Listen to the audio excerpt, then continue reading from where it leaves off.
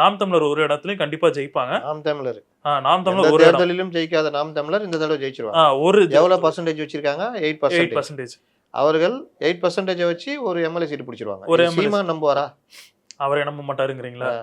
அவரே 24%ன்ட்டாரு. 38 24 மும்மடங்கு நாங்கள் வந்துட்டோம்னாரு. அந்த 24% வச்சு கூட நீங்க ஒரு 2 லட்சம் ஓட்டு பதிவாகுனா 48,000 ஓட்டு வாங்கலாம். டெபாசிட் வாங்கலாம். அதை தாண்டி ஜெயிக்கலாம் முடியாது. யாருக்காலையா வாரி விடலாம். புரியுதா? புரியுது. அதுவும் சீமான் 2021லயும் 2019 23ல இருந்த அந்த பவர் இப்ப பார்த்த தாவேகா வந்த பிறகு அவருடைய அரசியல் மற்ற விஷயங்கள் பார்க்கும்பொழுது பெரிய பரபரப்பாக பேசக்கூடிய சூழ்நிலை இப்ப இல்ல. ஏன் சோர்ந்துட்டாரா சார் ரொம்ப? என்னன்னு தெரியல.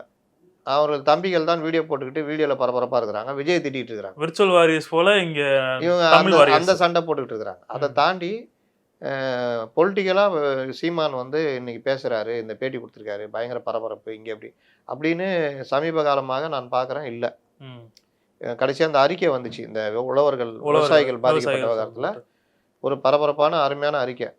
அந்த அறிக்கையை கூட ஊடகங்கள் பெருசா அவருக்கு இது பண்ணல.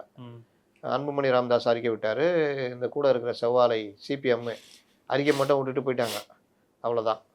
அதே மாதிரி ஒரு நல்ல அறிக்கை சீமான்ட்டு வந்தது. அதனால சீமான் ஒரு சீட்டுன்றப்பவே இதை ஒரு அதிகாரி எனக்கு போட்டு கேட்டாப்புல, இது வந்து மத்திய உளவுத்துறைக்கு தெரியுமான்னு கேட்டாரு. நான் சொன்னேன், அந்த இடத்துல இந்த இதுல வந்து எழுதுறவங்க இந்த மாதிரி நம்பத்தகாத விஷயங்கள்லாம் பல இது எழுதிட்டு இருக்கிறாங்க.